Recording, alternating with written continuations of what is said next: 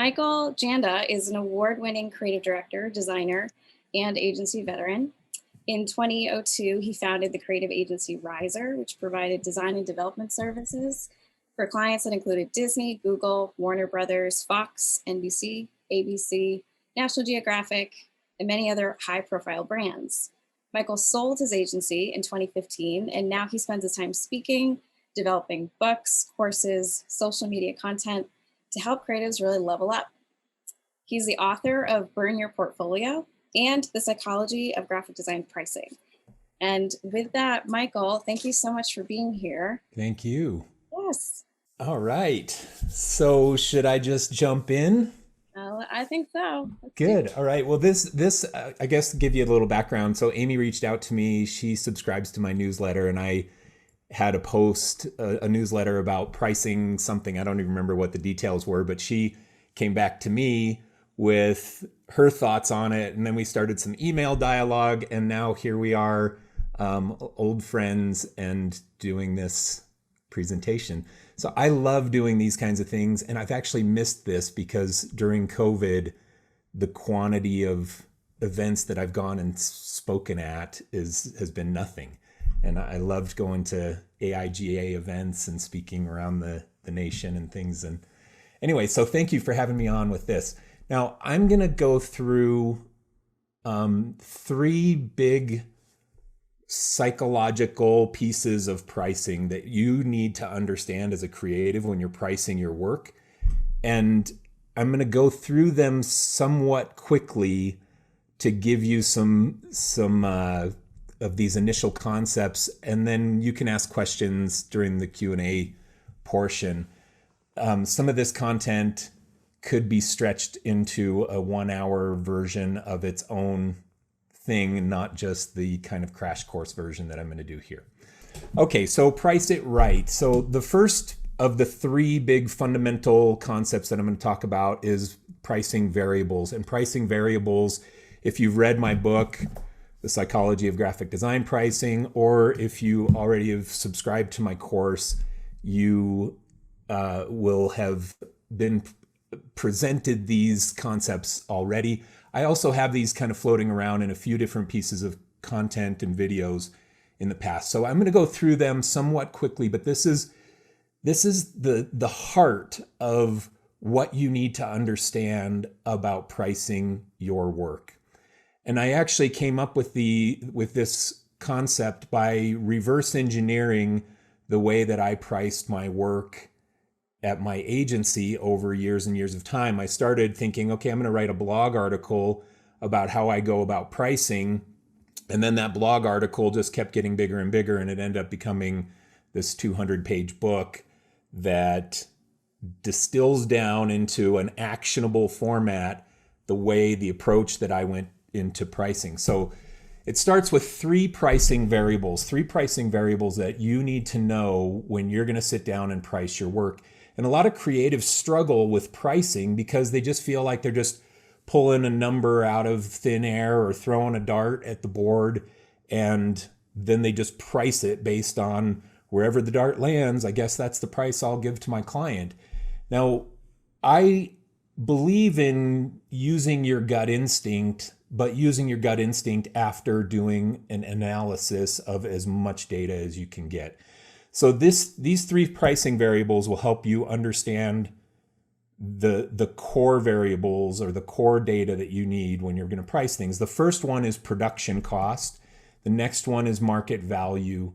And the final one is the client's budget. So we're going to go through kind of a faked project here and approach it. How do we land on this price to price a project? So using these three variables.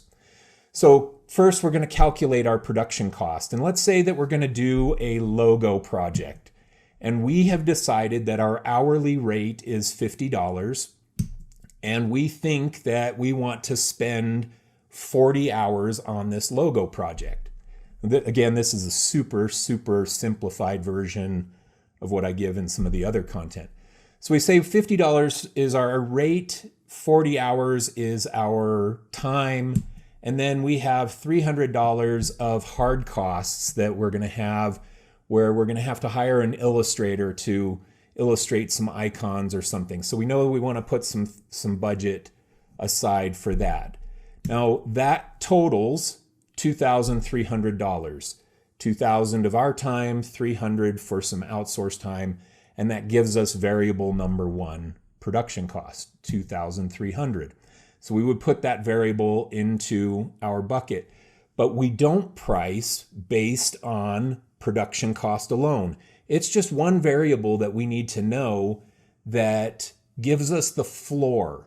We know that we're not going to price it lower than our production cost. Otherwise, the project is unprofitable. So we're going to give it the price. We're going to look at a production cost as the floor of our price decision.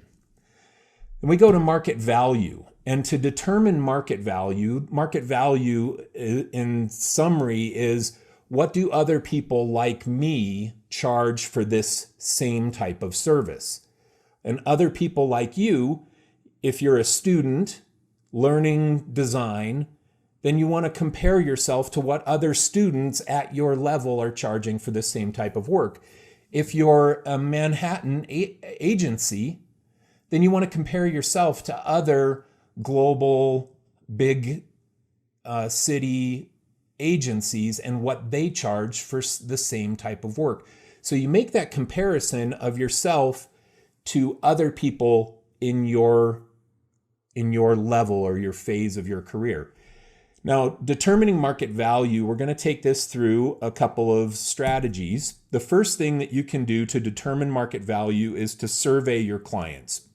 This is one of the best ways. If you've done work in the past, you're designing logos, and you know that your logo, that your clients that you've worked with in the past will spend $3,500 for a logo. So you have this as one of the variables in your market value analysis. Then you can ask your designer friends. Now, most of us have a bunch of designer friends because we're all design nerds and we like to talk and hang out with other design nerds. So just ask your friends, hey, Sally, what are you charging for logos these days? What have clients spent with you on a logo? So ask your designer friends, or get into some message boards or Facebook groups where you can get an assessment from other people like you on what price points people are doing work for. Then you can look at industry surveys. Now, industry surveys are things like the Graphic Artists Guild Handbook that comes out every few years. AIGA, I know, does some pricing surveys where you can look at data that they've surveyed from people and see what people are charging for the various types of projects. So industry surveys is another way to determine market value.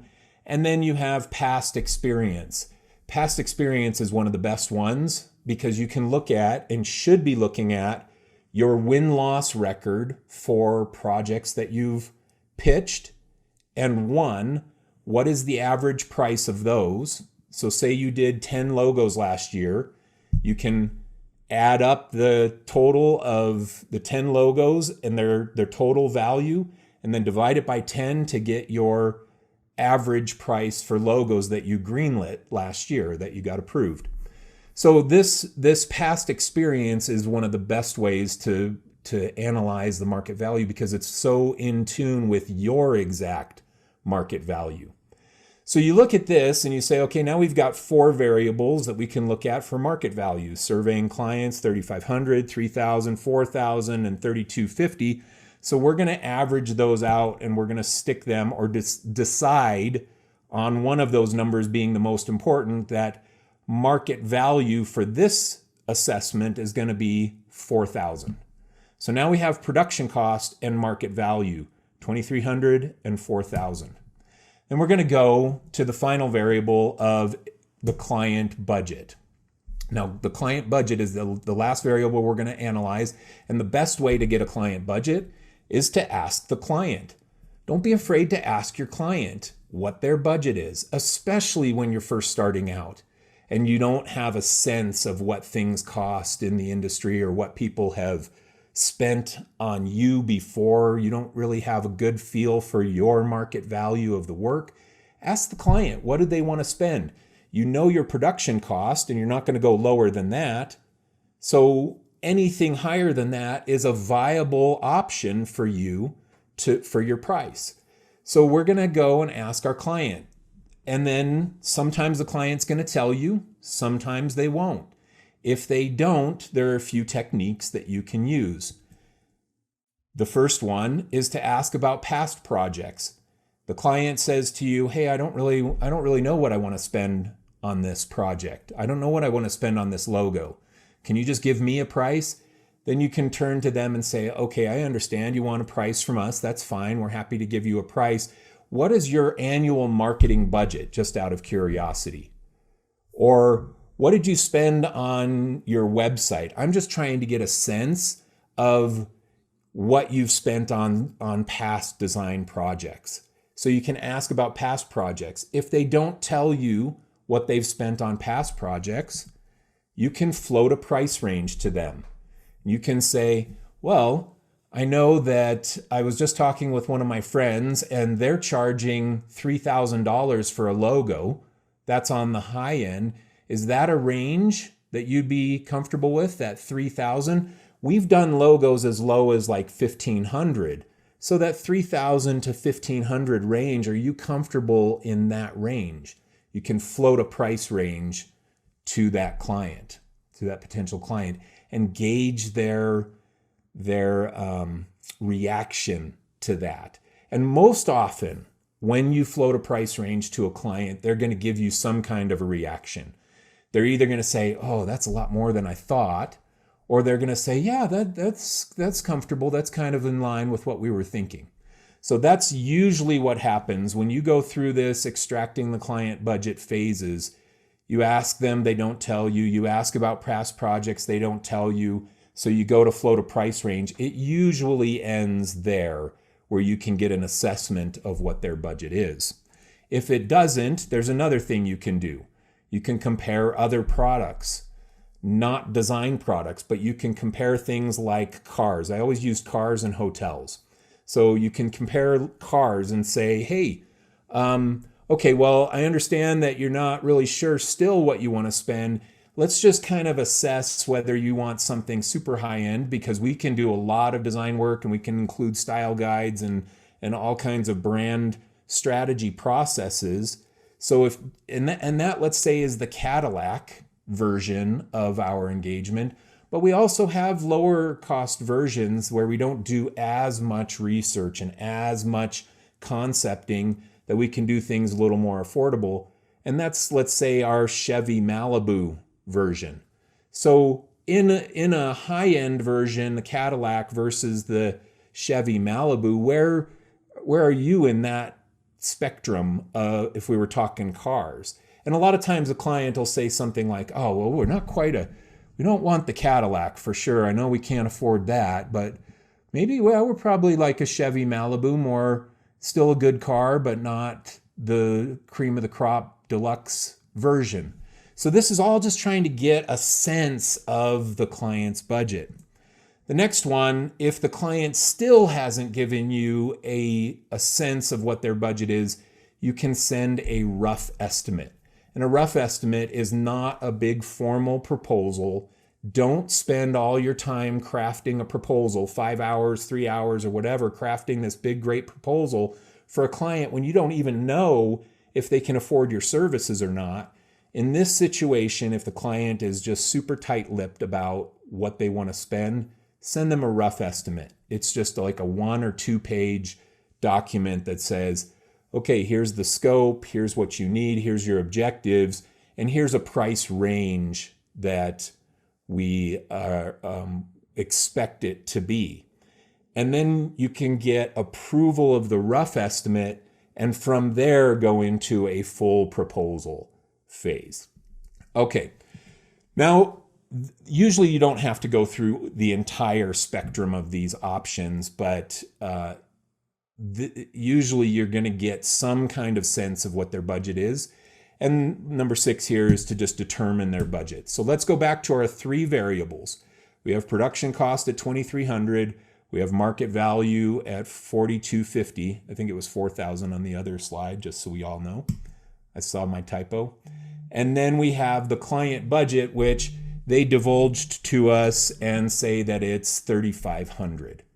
So we have these three variables. Now, what do we do with these three variables when we're trying to decide how to price our work? We're going to put them in a spectrum.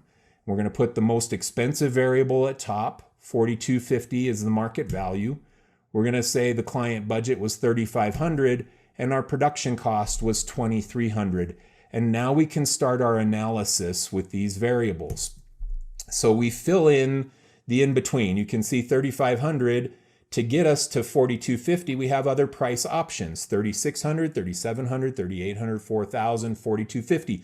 All of those are viable choices for our price for this project. We can also go down toward production costs where it's $3,250, $3,000, $2,750, $2,500, down to $2,300 in the production cost. So we have the data in front of us, and now we can do our analysis, and our analysis depends upon the situation that we're in.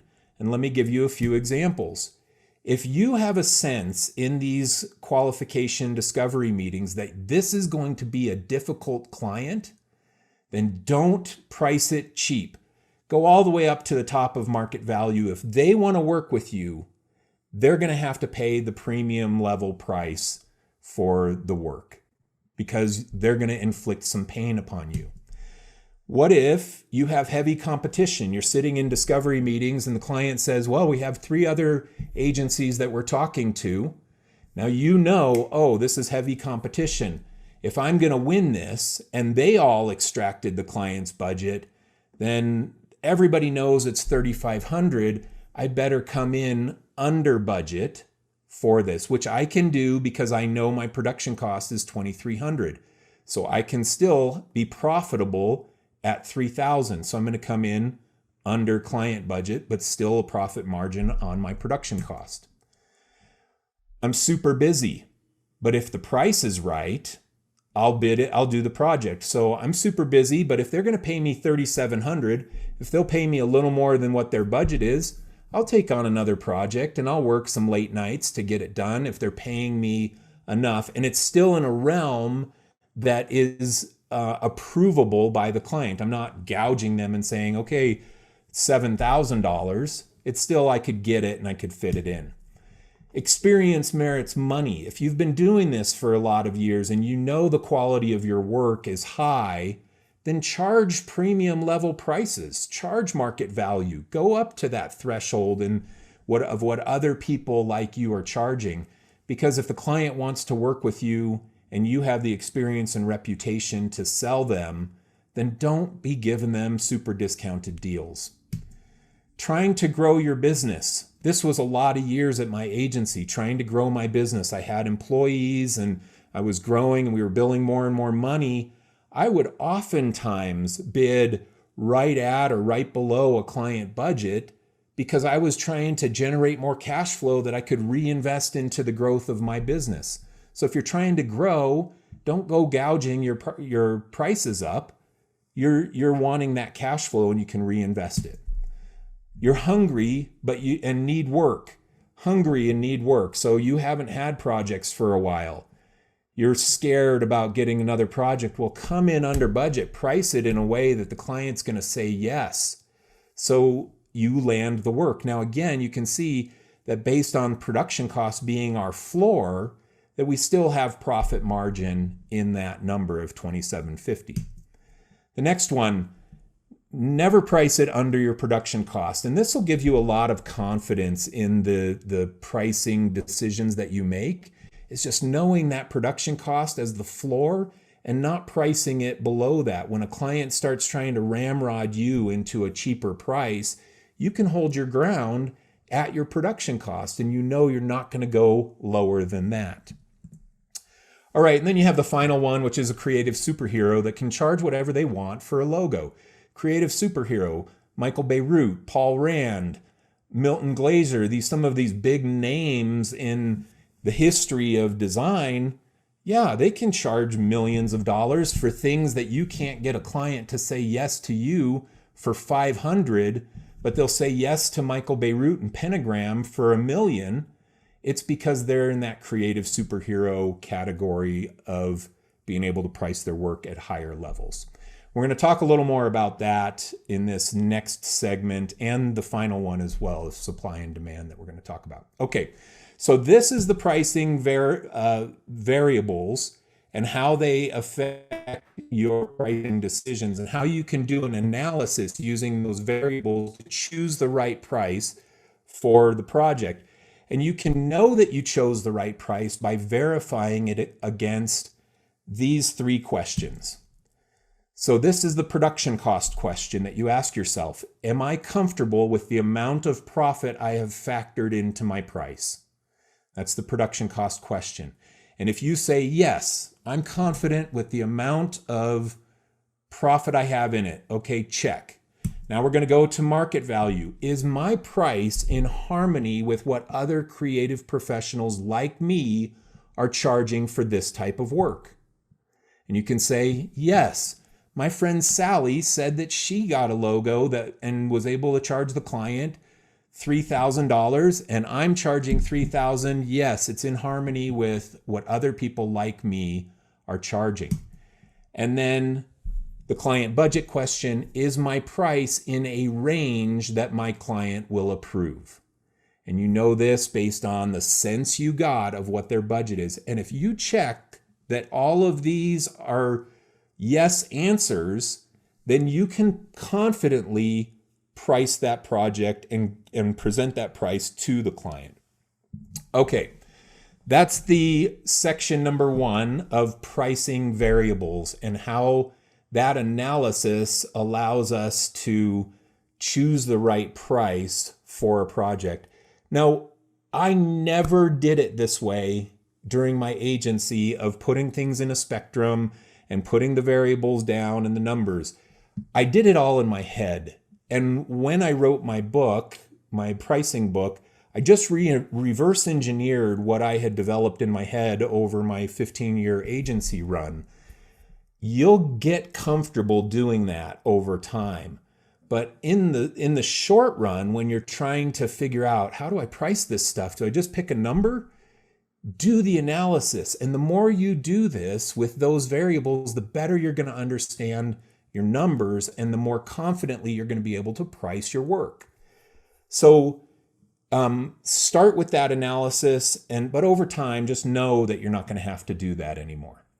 All right, now let's talk about deciding factors. Why people decide to buy and how price is affected by that.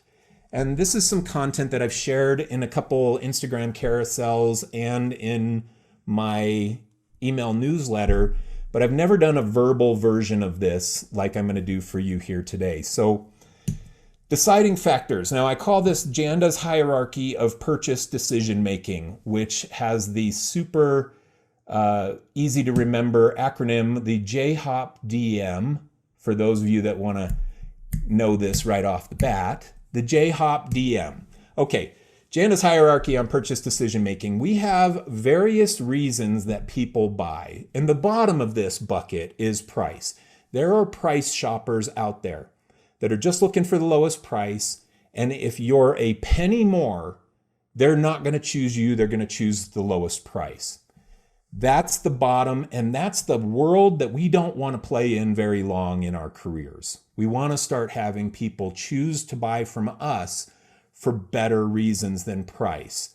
But most of us start in the price shopper world. The first few projects we get when we have very little experience, oftentimes it's because we undercut the price of somebody else and we become the low-cost option. But we don't want to stay there very long. We want to transition to a better reason for somebody to buy from us. The first better reason is convenience. People will they will spend more if you are a more convenient option than somebody else. And convenience could be that you are in the same town as they are. And because you're in the same town, you can meet them face to face and sit at a table and have a conversation about their work. That's convenience. You're in the same time zone. That's convenience. But if you're in a different country or in a different time zone than your client, then you're not as convenient as somebody else. So convenience is a reason that people buy. And people will oftentimes pay more for convenience. This is hence why 7-Eleven charges $4 for a gallon of milk, and the grocery store that's a mile away charges $2. People will pay more for convenience when they're at the 7-Eleven to grab that gallon of milk instead of driving to go get it. It's the same in our creative industry. Next up the chain is customer experience. People will pay more for a better customer experience. If they believe that working with you is going to be easier, less stressful, more enjoyable, they will pay more to you to do the work rather than choose the cheaper option. So customer experience is something that we always want to be selling our clients on, helping them see that the way that we work, the organized way in which we execute on projects is going to yield a better customer experience for them. The next up the chain is quality. People will pay more if they believe that you are going to produce better quality than the cheaper options. So quality is where a lot of designers play in their career. They have a great portfolio. They leverage that portfolio to land more work because the client believes that the quality of talent they have will produce great results for them, and they're buying based on quality, and they will spend more on quality. Not every client. Again, some clients are price shopping, but quality is a great place to play in your creative industry as far as why people are choosing or making a decision to buy from you. Next up the chain is relationship. I built my agency on relationship. It was doing good work for people. So we did hit quality. We provided great customer experience and convenience, but relationship, when they started to feel like I was their friend and that I had their back and that they could trust me, trust is the big word that we could put here instead of relationship, that they could trust me, that I was going to execute on time, that I was going to provide good quality, that I wasn't going to gouge them. They trusted me with their project. They had that relationship with me and they chose to buy from me and my agency. So that is a big one, relationship, and it's high up the chain. In fact, people will spend more on you because they trust you, even if somebody else can provide better quality at a cheaper price. Relationship can still win a lot of deals. And then the final one is reputation. And I mentioned the Paul Rands of history and the Michael Beiruts of today have reputation, and they sell based on reputation. And this is the key to unlocking the $1 million projects. My biggest project ever at my agency was $540,000, and it was a reputation project. We landed for Kraft Foods. Reputation is what landed that. We didn't have a relationship with the client prior to the project. So they bought from us because of reputation, and this is the key. This unlocks the highest paid deals. So over time, how do you build reputation? You start winning awards, you start getting your name out there, you build a social media following, you start doing work for bigger clients, and then they start sharing your name with other bigger clients, and you start building awareness and reputation inside of certain communities. All right, now let's look at how these things affect purchase decision making and what you can do if you understand your position, how it will affect your ability to price the work and win the project. So here we have version number 1. We have the competition on the left and we have your agency on the right. And this is a great little exercise to do when you're getting a new project opportunity.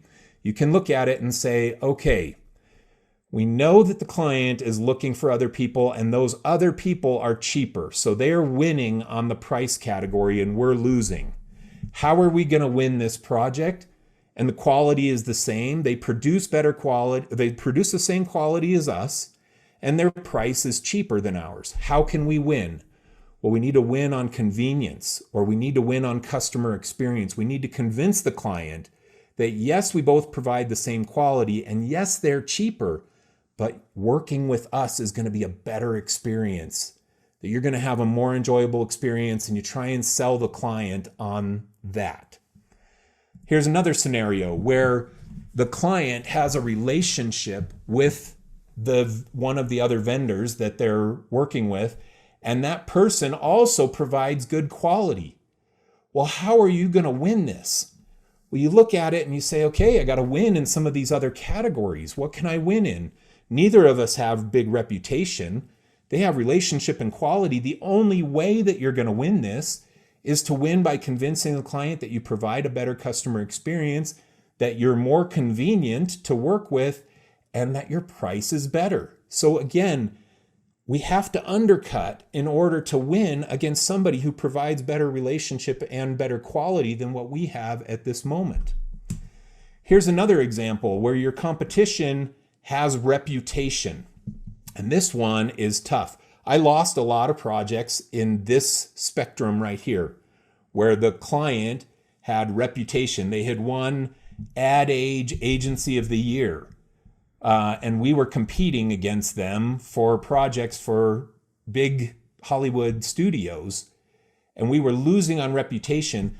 We were better on price. We were better on convenience, customer experience, quality, relationship. I had the relationships with people. I had friendships with those clients, but we still would lose to reputation. It's hard to win against reputation if the client has the budget to spend on the reputation.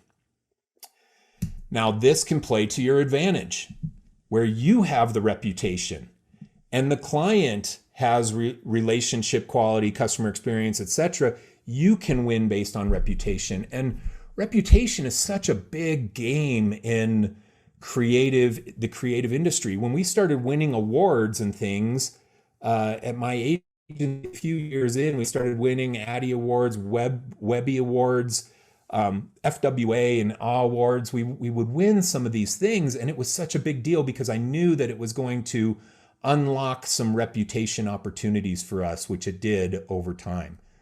So understanding this breakdown right here of where are you positioned in your client's purchase decision making can help you understand how to try and position yourself in their eyes to win the projects. And price, again, is one of those factors that you see on the bottom.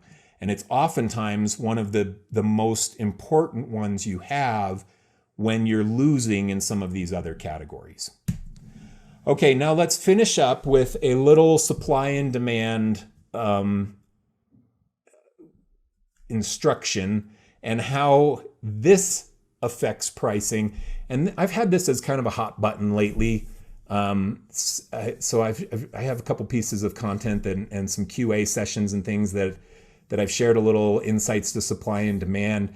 But this one I think is so important. In fact, in my college econ class, I think this was like day one, lesson one of economic principles is supply and demand. Now, supply and demand in our situation as creative, supply is the amount of time you have available to work.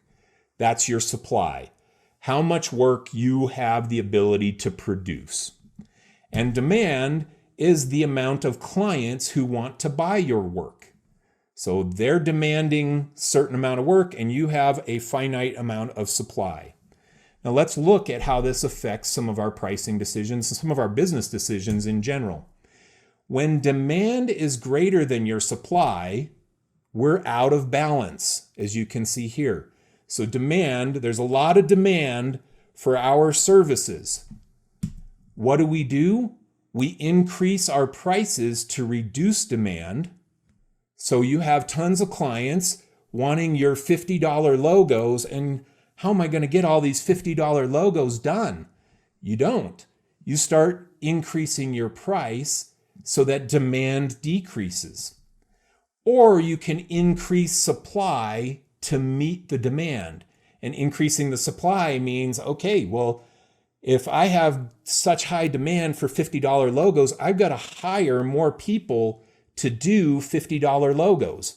That's another option, and I can keep my price the same and find balance. But supply and demand is all about finding this equilibrium, this balance between these two things. Okay, let's look at another example. When supply is greater than your demand, you're out of balance. So this is when you have no projects at all. So there's no demand and you're freaking out. How am I going to keep my business going here? No demand, and I have all these empty hours that I don't have any work to fill. You reduce your prices to increase demand.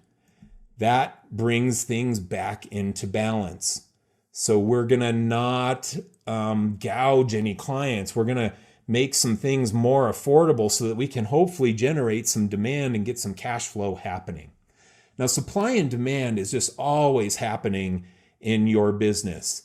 You're always assessing this. And I think that one of the big things is if you pay attention to recommendations from people in the creative community, the people that say things like, oh, you should be charging, $7,000 for a logo, $10,000 for a logo, or triple your prices right now today. You should triple your prices. Well, that could be massively detrimental to your business, because if you don't have demand for $1,000 logos and you think that creating $10,000 logos is going to increase demand, it's likely not going to do it. You've got to let supply and demand increase your prices over time. So you start by creating demand for $1,000 logos. And once you have sufficient demand at $1,000 logos, you can increase your price and say, okay, I'm getting $1,000 logos all day long. I'm going to go to $1,500 logos and see how that affects my demand. And if people are still saying yes at $1,500, then you increase it again. And we're pushing against this yes barrier in our pricing, and you watch that over time. But supply and demand is why your prices will increase over time, because the better you get and the more people you know and the more demand comes in and your supply is still finite, then you're going to want to increase your prices to keep balancing out that supply and demand.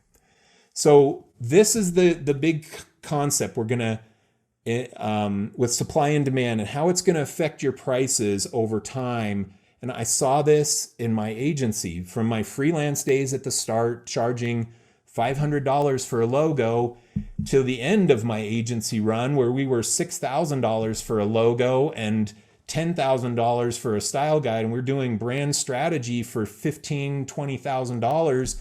And a brand identity project becomes a $40,000 investment from the client. That's where I was at the end. But at the start, I was doing $500 logos just like everybody else, trying to get some demand and figure out my pricing. So supply and demand will increase your prices over time. Okay, those are my three big nuggets for this.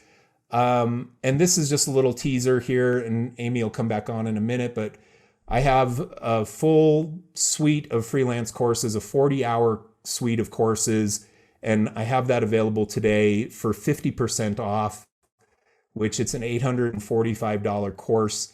This is the cheapest. That AIGA Save 50 coupon code is the cheapest it's been. My course has ever been offered since last year in my New Year's sale. So anyway, take a look at it at freelancewithjanda.com. Tons of templates, proposal, contract templates, spreadsheets, everything you need to run your creative business. And I have, I think, 1,800 students or something in the course, and tons of positive feedback. And there's a 30-day money-back guarantee if you're not satisfied. All right, that's the end of my little sales pitch at the end. And I'm happy to take questions now as we dig into some of this. Excellent. Thank you so much, Michael. That was fantastic.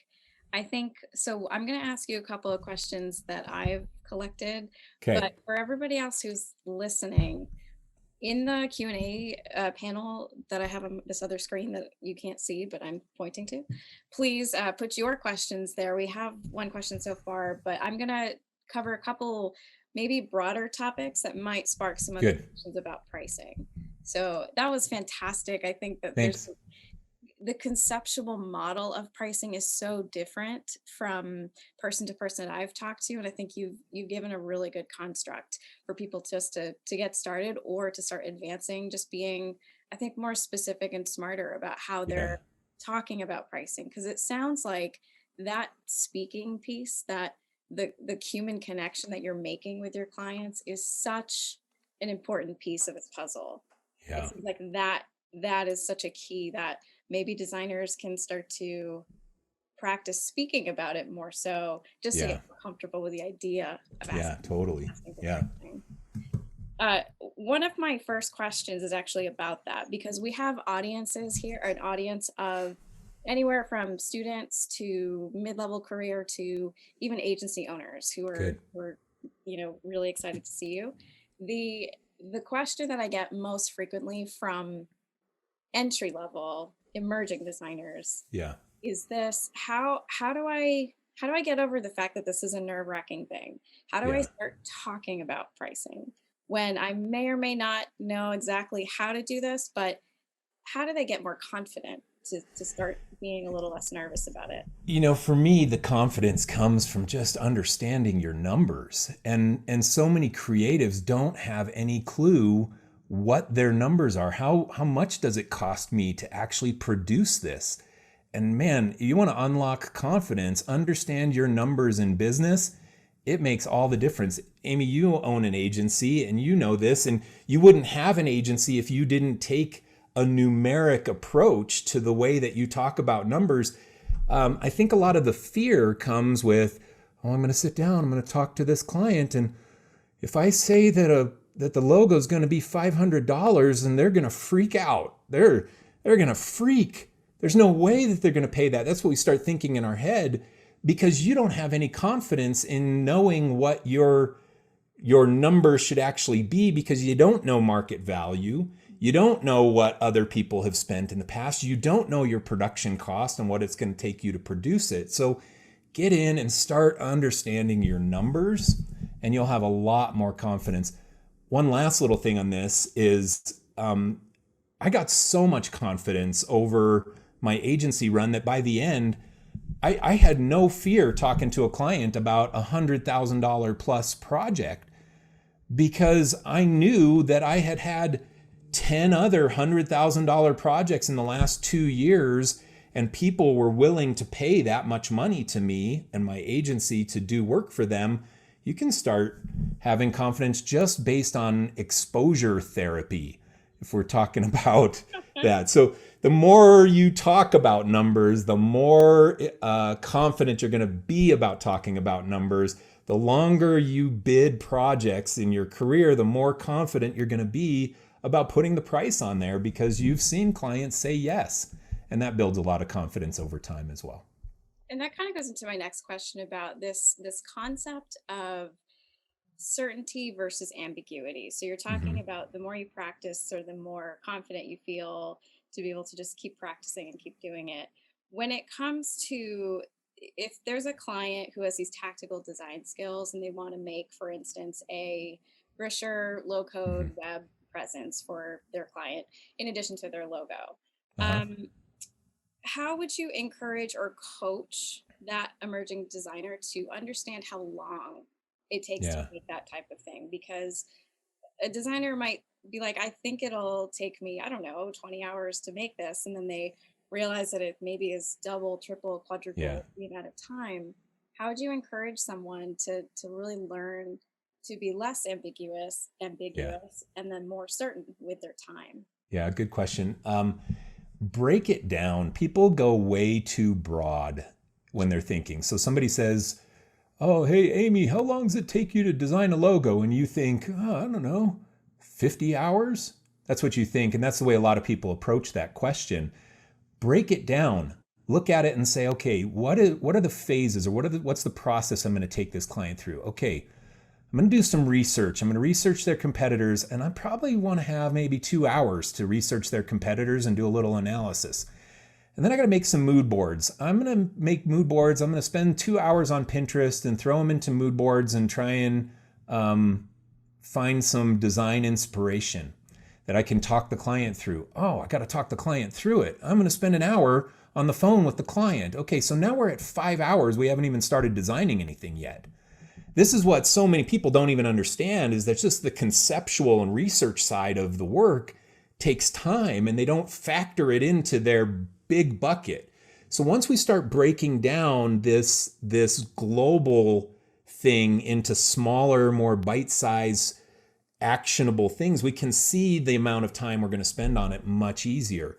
Then you go to concept sketches. Well, I want to take an afternoon and do some concept sketches. So I'll put 4 hours for that.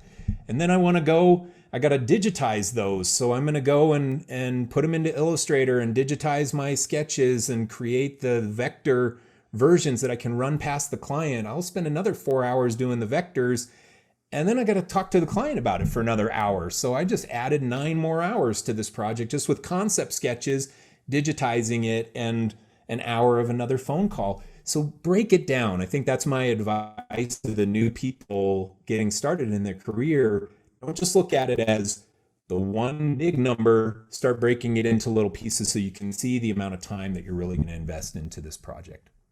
And to add to that, I think this idea of actually tracking the time, if you can get a Google sheet going, something free, even a piece of paper that you're really looking at the hours you put into things, because I'm definitely going to do love this. that advice. Oh, it'll take me 3 hours to do that. I'm like, no, I got to think in half days and whole days. That's how I have to think, because it's not that regular. So I think that. Yeah, and half days and full days is really good advice. That's really good advice. Half days and full days. Yep. Yeah, and I'm also wondering about niching, because we've talked a lot about a lot of people, regardless of the place in your career, niching your skills so that you can. Here's the benefit of it, right? If you niche something, if you're a niche in logo design, for example, you kind of start to understand how long it takes you to do things. Yeah. Would you recommend that a designer starts niching? Would you recommend that they have a broad stroke and kind of try a lot of things and see what sticks? Like, is it different for everyone? How would you guide somebody in that construct? Niching is really important in this, and it will improve your ability to charge higher prices if you can find a niche and understand your place in it. Because niching ultimately makes you an expert, and you can build reputation around a set of services or industries, and that will unlock the higher price things. Why would anybody ever go to a generalist with their big problem when they need to go to a specialist? We see this in the doctor world all the time. You go to your general doctor when you've got a cold and you're not sure if you need some antibiotics or whatever, and then they do the scan on you and find out that you've got cancer, and they send you to the cancer doctor, the specialist. So over time in our careers, we want to become a specialist because it will increase our ability to charge higher dollars to our clients. Now, in the short run, it's hard to niche. You can pick an industry, you can pick a set of services, you can pick a client size that you want to work for, and you can pick a location that you want to serve. There are all these different criteria that we could put into how we niche. It's not just services and industry. And that's what a lot of people, when they think niching, like you mentioned, logo design. If somebody says, hey, what's your niche? Oh, I'm a logo designer. That's a niche in one category. It's not a niche in all categories. Now, if we add another definer to that of I'm a logo designer for restaurants. Okay, now we're getting somewhere. Now I can be an expert in logo design for restaurants. Okay, that's something that I can build expertise in. And if I build expertise in that and start attracting the higher end restaurants that are opening, then I can charge more money. Okay, so where are the higher end restaurants? Okay, New York City. That's if you're going to open a high-end restaurant, go to New York City. That's probably where, or go to Beverly Hills. Okay, so now I'm going to target in on a location. I'm going to be a logo designer in New York City for high-end restaurants because that I have access to those people. Now, how am I going to do that if I live in Iowa? I'm going to struggle. Okay, I better move to New York. I mean, this is where niching goes, where you have to look at all these different factors that you can niche in and decide your criteria of those. Now, most people find it over time. I didn't even realize my niche until I was like 6 years into my agency. Then I finally was like, oh, I see now. I got, 80% of my work is coming from this one bucket. It was websites, digital media for entertainment industry, and we were the number one third bid option.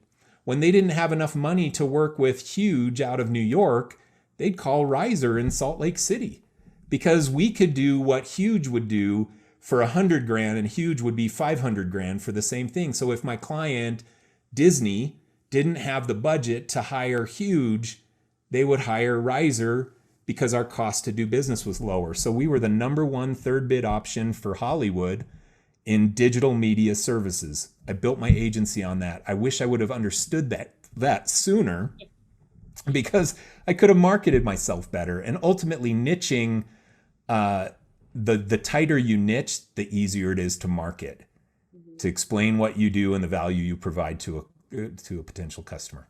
And I've heard you talk about this before, where it's related about the clients that you keep getting. It is the work that you're producing and the quality of the work and those relationships that you said that you built your agency on. You've talked about how, people work at these companies and then they leave and then they go to these other companies. That's been a factor to getting more work. Totally. So it seems like that is that something that perhaps a freelancer could also conceptually focus on, like, oh, I'm doing a restaurant logo for this small business restaurant, but how could they use that concept, if at all, about this relationship building among different networks? Well, the Jim Rohn quote is that people are the average of the 5 people they spend most time with, something like that. So I love that quote. It's just so well said about how society is built, really. So who does Amy know? Well, I can tell you that Amy has a few friends that also own agencies, and she hangs out with designers in the AIGA thing. She serves in the community, so she knows other designers and freelancers that are like her. And if I wanted to get agency outsourced work, and Amy, I'm an illustrator, and I know that Amy doesn't have illustrators on staff. Well, she probably knows some other people who have illustration needs and don't have illustrators on staff. So Amy has 5 people like her that I could parlay my friendship with her into those 5 people. It's the same with restaurants. You want to know other restaurant owners? Well, find one restaurant owner because they probably know 5 other restaurant owners. People know people inside of their specific industries. They're like them. I know a ton of agency owners. I know a ton of freelancers. I know a ton of designers worldwide.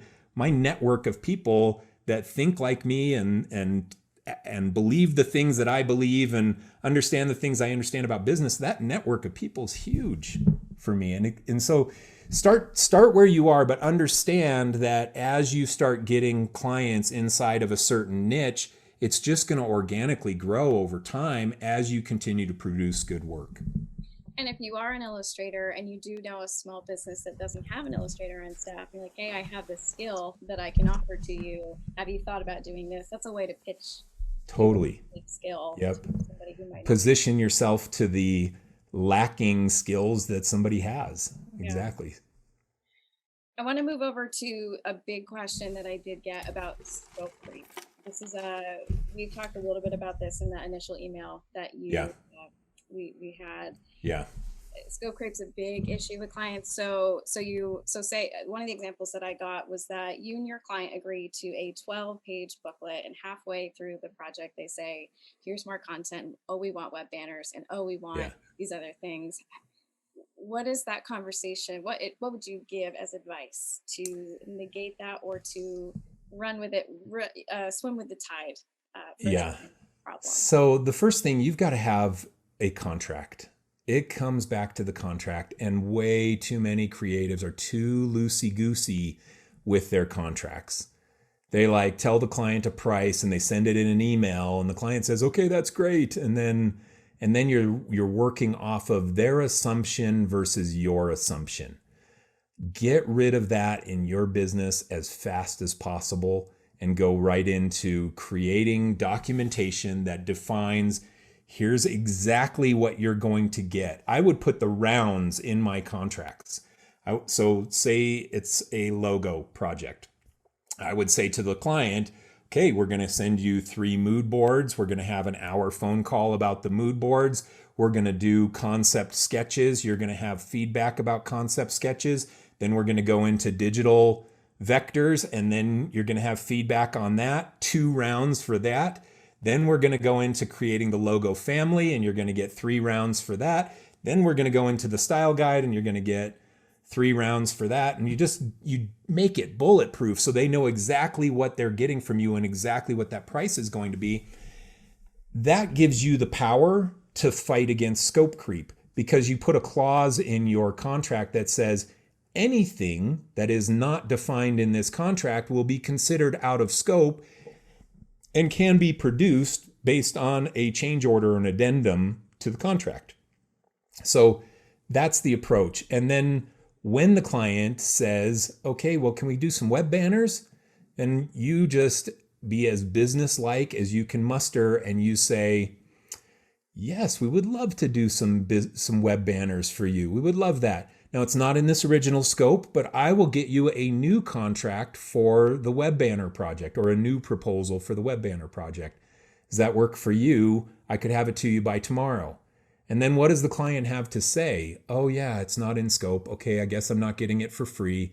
Okay, I'll go to see their proposal, and they'll either say yes or no on it. But most projects blow up because of 2 reasons. One, you didn't define the scope tightly enough at the start. That's your fault. Number 2, the client doesn't stick to the scope and you let them. That's the other reason. Most projects, if you have a tight scope in a contract and the client, and you hold the client to it, most of the time you're going to end the project, and you may have some hiccups, but you're probably going to end the project. You're probably going to get it all done. It's not going to blow up, and you're probably going to get paid. Mm-hmm. But when it's loose, bad contract, and you don't hold the client to it, that's bad news. And speaking of scope, so the scope of work, SOW, is known in the agency world. You've talked about fixed price, value-based pricing that is correlated sometimes with fixed, and time and materials. For people who haven't written contracts before, who haven't written these types of constructs for getting paid, could you talk a little bit about the differences between fixed price versus time and materials, and when it would be best to do one over the other? Yeah. Okay. So you mentioned 3. You mentioned value-based pricing, you mentioned fixed bid, and you mentioned hourly pricing, which is time and materials pricing. So almost every project that you do should be a fixed bid.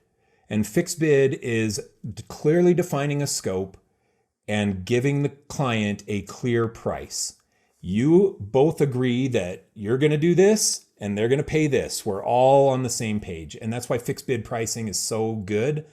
Now, you've got to understand what it's going to take you. The 3 variables that I talked about, you got to understand that to be able to fix bid projects right. The next one, the thing that I love about fixed bid is that it rewards you for working fast. The more expert I am and the faster I get to the solution for the client, the more money I'm making on this project. So fixed bid rewards you for working quickly. Now, time and materials penalizes you or penalizes the client for working quickly and penalizes you for working quickly. You tell the client, okay, well, we'll discount our hours and we'll charge you $50 an hour. And then it took you 4 hours to do the logo for them and you charge them $200. And then they take the logo and they build a multi-billion-dollar business off of it. And how is that fair to anybody? Because the value of what you produced was so much greater than what you charged. Nike is one of the best examples in history of this. Yeah, everybody thinks of the Nike story because that was the Nike story. The girl was in the class, in the guy's class, and did the Nike swoosh and charged a few $100, and then Nike becomes a multi-billion-dollar company. It was not fair to the value of the work. Now, Nike made it right and gave her an undisclosed amount of stock, like in the late 80s, and I'm sure made her a multimillionaire, and they made it right because she created one of the most iconic symbols in history. Kudos to Nike for making it right. Most clients aren't going to make it right. They're just going to be like happy that they got such a good deal. It's frustrating. So time and materials is detrimental to you because it penalizes you and it also penalizes the client for in that engagement. It penalizes the client. And this is how you sell a client against just wanting you to count the hours. You tell them you don't want us counting the hours because if we count the hours, then we're like subconsciously motivated to take longer. We don't want to take longer on this. Let's just agree on a price. Because I don't want to be sitting here thinking, oh, I'm not making enough money on this, and then have the motivation to go slower or do a couple extra comps that I don't really need just so that I can bolster the hours and make it enough money to make it worth my time. So it's not good for you or the client. Now, there are certain situations when you should do time and materials. If you absolutely cannot define the scope, then time and materials is all you have left. It's some kind of an hourly engagement. We would do this with web maintenance, bug fixes. We're doing a website and the client's like, okay, well, there's this bug. Can you fix this bug on our site? And we're like, yeah, could take 1 hour, could take 100 hours. We have no idea, but we'll start working on it and we'll just charge you for our time. We can't define the amount of time it's going to take to solve the bug. So we charge based on time and materials. Do you want me to talk about value-based pricing for a second too, since you mentioned it, or we're going to move on? Yes. Okay, so value-based pricing. Now, value-based pricing is extremely challenging for anybody to do this the way that it's been taught on the internet. And I don't recommend value-based pricing. The idea of value-based pricing is to sit with the client and say, well, how much money do you think your business is going to make over the next year from the work that we produce? And then the client gives you a number, and let's say they say $100,000. I think, well, if it goes well, we'll make $100,000. And then you say, okay, well, we'll charge you $20,000. And that's how you value-based price as it's been taught on the internet. I did $30 million of business in my agency over 15 years. I didn't value-based price one thing ever like that. And I can't think of very many scenarios where that ever would have been the right choice. Because the problem with that model is that the client immediately goes to the cost of the best alternative. So you say it's going to be $20,000 and the client then says, okay, what's the cost of the best alternative? Well, Mike's trying to charge me 20 grand for this logo, and I could find like 100 designers who will charge me $5,000. Surely one of those 100 designers is going to be $5,000 and as good as Mike, so I'm going to find somebody else. That's what happens if you go with the as it's been taught value-based pricing model. The other problem is that most projects can't be value-based priced. How much? We're going to design this brochure for you. How much are you going to make in the next year on that brochure? And the client says, well, I don't know. Nothing? I won't even be able to track how much. Or a menu design for a restaurant, even worse. Like, they got to have a menu. How much are they going to make off the menu? zero, but it doesn't change the fact that they need a menu. So there's so many projects like that you can't value-based price in the way that it's been taught. Now, some projects you can. Strategy services. Okay, client, we're going to recraft your entire marketing strategy. And over the next year, you're going to run this project, and then you're going to generate more money off of it. So we'll just do a percentage of the gain.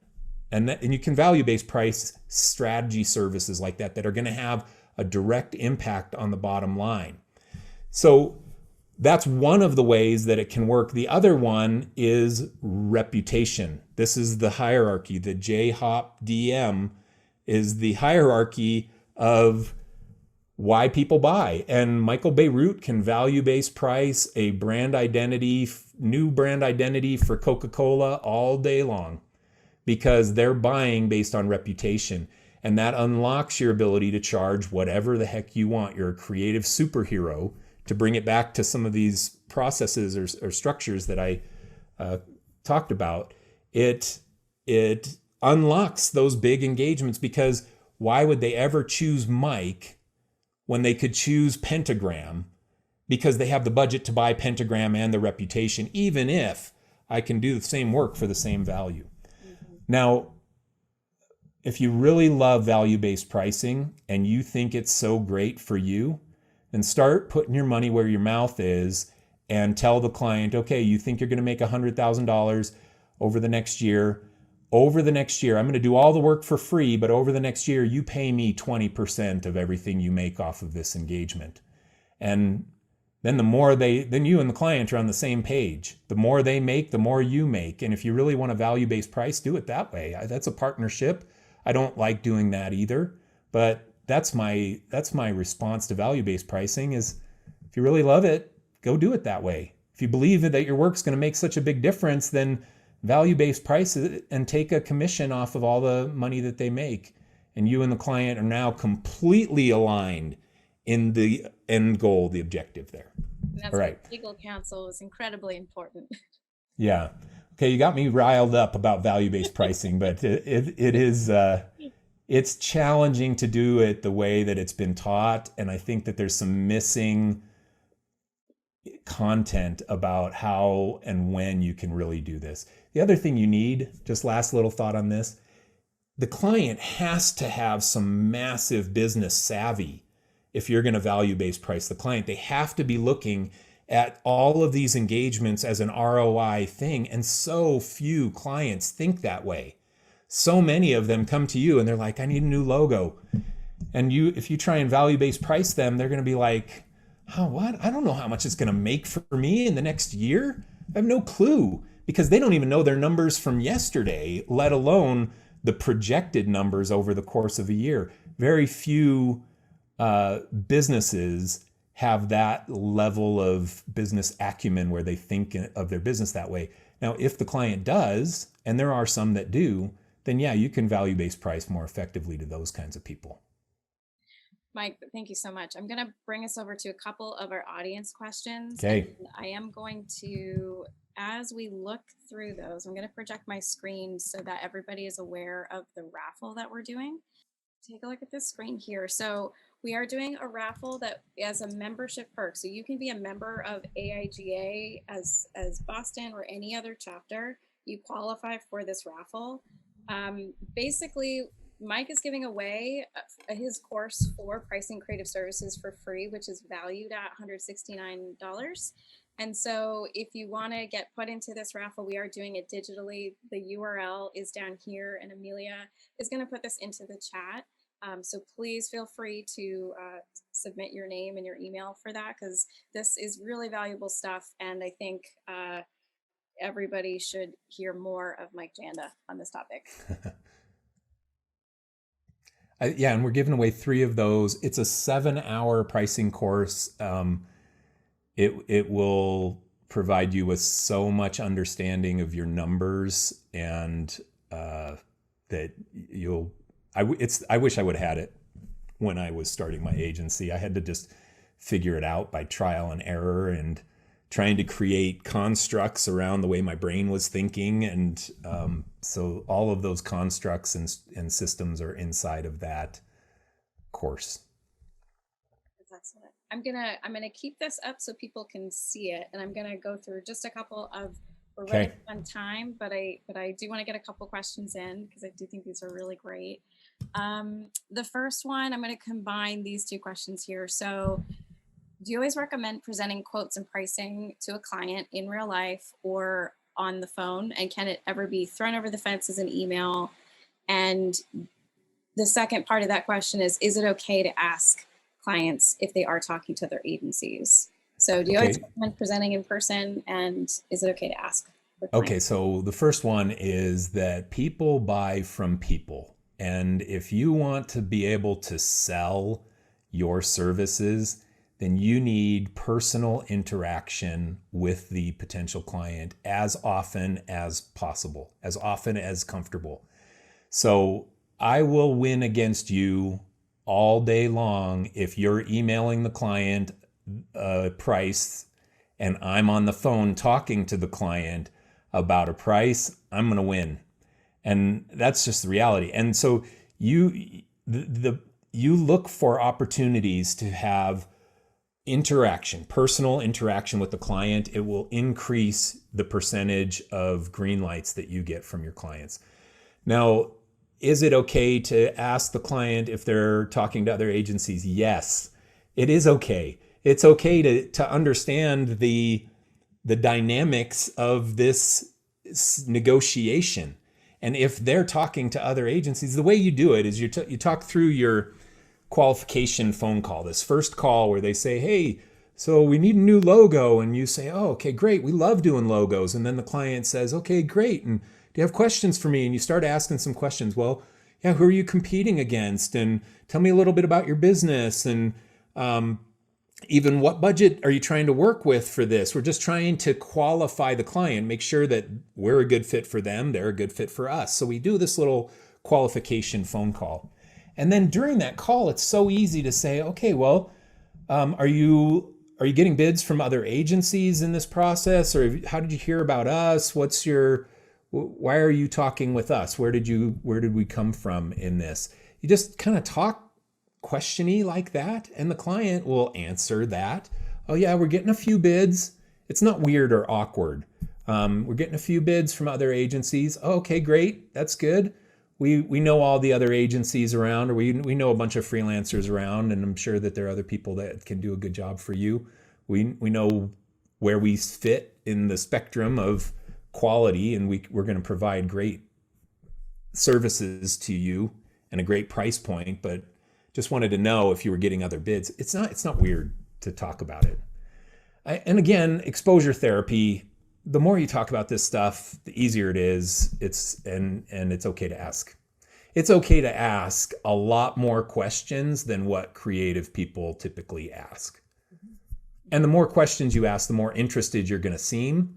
And the more interested you seem, the more interested the client's going to be in working with you. So we've got a question about someone who's an agency owner of 5 years. And they're asking, as your business grew in age, what mindset or habit changes were needed to attract higher budget clients? And how do you explain price increase over time? That's kind of a combination of two. Okay, so mindset changes and habit changes. Over time, my business got more and more structured and methodical in how we operated. And the quality of work improved over time as I brought in new skill set and employees and things. I was able to produce a higher quality of work. The client's perception or the market's perception of my agency was changing over time, and that naturally led to higher priced engagements. Now, what do you do with the clients who have been with you for a while and now you cost more than you did before? Well, most of those clients, you trickle them up over time because they're with you at the start when supply is high and demand is low and you're doing deals And now demand is getting bigger and you're bidding things to them and you're just trickling up that price over time. It's not like some big giant, I was charging $50 for a logo yesterday, now I'm charging 10,000. The first thing is good luck jumping that far in your business, because if you don't have enough demand for $50 logos, then how are you going to create demand for $10,000 logos? It's a huge jump. But this organic growth over time happens if we understand that supply and demand. Demand's increasing, so we're trickling up our prices little by little over time. Amy, I'm sure you've done that in your agency over time. What you charged 5 years ago versus now, I would hope it's significantly more now. Did it happen when one day you woke up and said, I'm just going to triple my prices? Or did it just organically happen over time for you? Organic. Yeah, it's organic. And the supply and demand is the reason. So you keep getting more and more demand. You keep trickling up your prices. Some clients go away because you now cost too much. Well, that was the whole point, because you're trying to find the equilibrium of supply and demand. So if they can't afford your new price point, then they don't stay with you as a client. And that's okay, because now you're attracting higher paying clients. And I had clients like that, clients that didn't repeat with me because I cost too much. But I had plenty of demand from higher paying clients, so that's where my business was. All right, I hope that answers some of that. I think it does. So we're over time, unfortunately. I'm not sure if we're going to get to the rest of the questions, but for people that do have questions for you, I have your contact information here. Is that something that people could email you with their? Yes, they have the full gamut now. Well, it's too late to say no because it's on the screen. So no, I answer questions all the time. You know what? And I actually like questions. I'm making a big push for YouTube right now and YouTube content. Instagram's been my primary platform for the last couple of years. But questions are great for me. And my response may be to you, that's a huge question. I'm going to make a YouTube video about that. So watch my channel for the next few weeks, because I may use a lot of those as fodder for content that can help a lot more people. But yes, reach out. Excellent, excellent. And you can always reach out to me as well, and I can relay to Mike as well. I do want to thank you so much, Mike, for this entire talk. This was amazing. We really appreciate your time. Thank you. And thank you to everyone who was here as the audience and sticking around a little bit later. So with that, thank you so much. Okay, well, it was super fun. Thanks, Amy, for having me on, and thanks everybody for sticking around. Appreciate it.